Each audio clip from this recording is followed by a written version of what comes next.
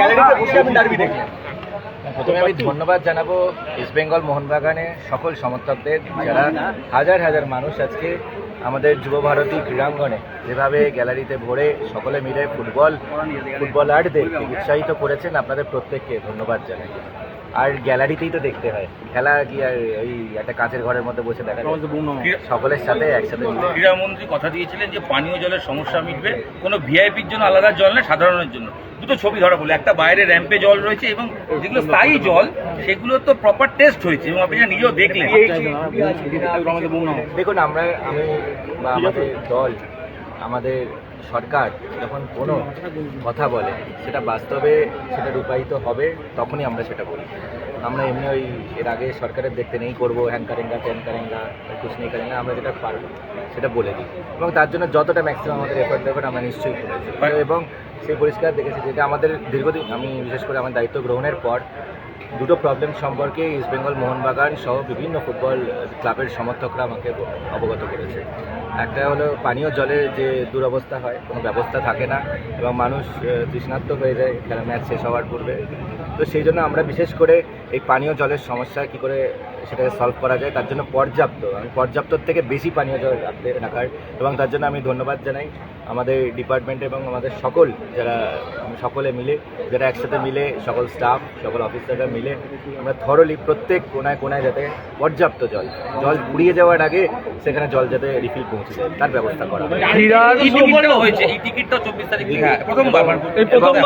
এবং ফুটবল প্রেমীদের দীর্ঘদিনের একটা সমস্যা ছিল যে তারা পেপারলেস টিকিট নিয়ে ঢুকতে পারে না, অর্থাৎ তাদেরকে একদিন টিকিট কাটতে হয়, পরের দিন গিয়ে ডিপার্টমেন্টে গিয়ে স্ট্যাম্প মারাতে হয়, আবার তৃতীয় দিন এসে ফুটবল ম্যাচ দেখতে হয়। তো এই এত হয়রানি, তার জন্য অনেক মানুষ ফুটবল স্টেডিয়ামে আসতে চাইতেন না। তো সেই হয়রানির অবসান ঘটে গেছে এবং আমি বলেছিলাম যে আমরা প্রথম ম্যাচ থেকেই সেটা চালু করে দেবো যে পেপারলেস টিকিট, অর্থাৎ আপনাদের আলাদা করে আমাদের ডিপার্টমেন্টে ঘুরতে হবে না, কোনো ক্লাবের তাঁবুতে টেন্টে গিয়ে অপেক্ষা করতে হবে না, লাইনে দাঁড়াতে হবে না, ঘন্টার পর ঘন্টা আটকে থাকতে হবে না। আপনি যদি পশ্চিমবঙ্গের যে প্রান্তেই থাকুন, কলকাতার বাইরে থাকুন, নদিয়াতে থাকুন, কল্যাণীতে থাকুন, বর্ধমানে থাকুন, আপনি যদি ম্যাচের দিন সরাসরি আসবেন, এসে আপনার কিউআর কোড বা আপনার যে টিকিট থাকবে সেটা দেখিয়ে ঢুকবেন এবং সেটাই হয়েছে। কোনো অসুবিধা হয়নি, পর্যাপ্ত পরিমাণে কিউআর স্ক্যানার ছিল, তার জন্য কোনো মানুষের কোনো হয়রানি তো হয়নি। সিমলেস এন্ট্রি হয়েছে, সিমলেস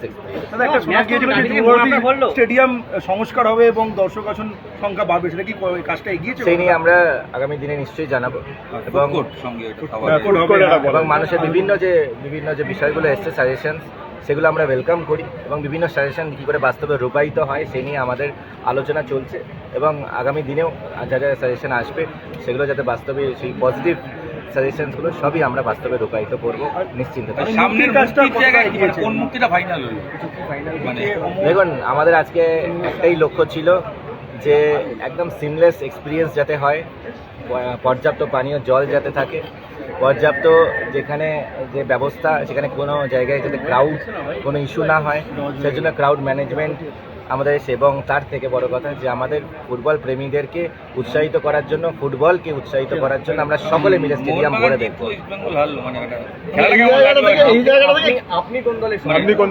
দেখুন, আমি ইস্ট বেঙ্গল গ্যালারিতেও আজকে বসে দেখেছি অর্ধেক এবং মোহনবাগান গ্যালারিতেও বাকি অর্ধেক দেখেছি এবং মোহনবাগান গ্যালারিতে যখন ছিলাম তখন গোলটা হয়েছে।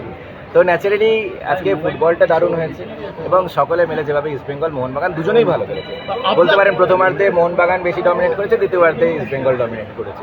তো গোলটা আলটিমেটলি 1-0 হয়েছে এবং সবথেকে বড় কথা গ্যালারিতে খেলা দেখার মজাই আলাদা। আপনার মিলে যেভাবে আমাদের এখানে সত্যি কথা বলতে যে ক্রাউড আমাদের সব থেকে বেশি ইমপ্রেস করে, মানুষ যেভাবে উৎসাহ দিচ্ছিল, মানুষের যে ইলেকট্রিফাইং যে অ্যাটমসফিয়ার ছিল পুরো আজকে স্টেডিয়ামে, মানুষ এখানে স্ট্যান্ড ভর্তি করে সেখানে যেভাবে করে উচ্ছ্বাস দেখছিলাম, সেটা আমাদের ভীষণ উৎসাহ প্রদান করে। ক্রীড়ার পাশাপাশি আপনি পুলিশকে ধাক্কা দিয়েছি আন্দোলনের নামে, যেখানে গেছিলেন, যেখানে মমতা বন্দ্যোপাধ্যায় যখন নিজে পুলিশ মন্ত্রী ছিলেন তখনও তিনি পুলিশদের ধাক্কা দিতেন, এখন পুলিশ মন্ত্রী নেই এখনো ধাক্কা দিচ্ছে, ওটা ওনার স্বভাব।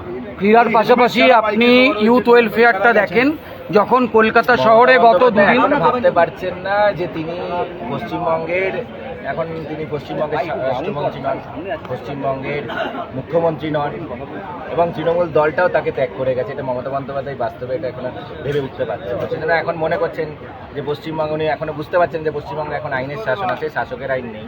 তাই যে তিনি যেভাবে করে আইনকে বুড়ো আঙুল দেখিয়ে গেছেন, যে অভ্যাস তার, সেই অভ্যাস তাকে চেঞ্জ করতে হবে। ক্রীড়ার পাশাপাশি